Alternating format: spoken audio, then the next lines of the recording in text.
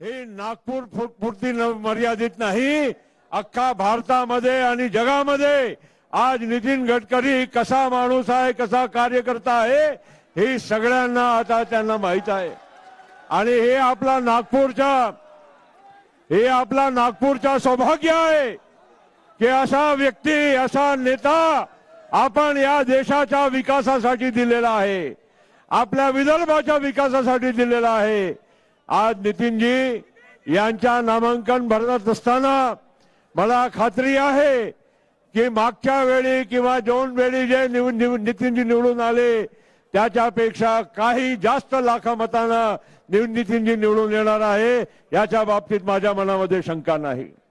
काही महिन्यापूर्वी आपल्या सगळ्यांना माहित आहे की अजितदादा पवारांच्या नेतृत्वामध्ये आम्ही बाकीचे सर्व राष्ट्रवादी काँग्रेस पक्षाचे सहकार्यांनी महायुतीमध्ये सामील होण्याचं काम केलं आहे।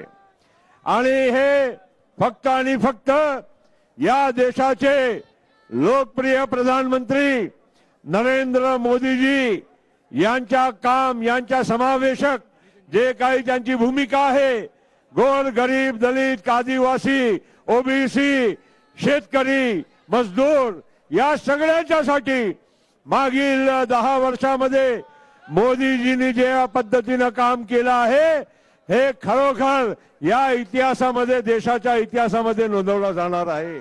आणि येणाऱ्या या 5 वर्षामध्ये मोदीजीच्या नेतृत्वामध्ये जेव्हा सरकार बनेल, नितीनजी सारखे आपले प्रतिनिधी त्यांच्या सोबत काम करतील, तो नक्कीच मला खात्री आहे की आपला या नागपूर, विदर्भ आणि महाराष्ट्राच्या आणि देशाच्या भला झाल्याशिवाय राहणार नाही।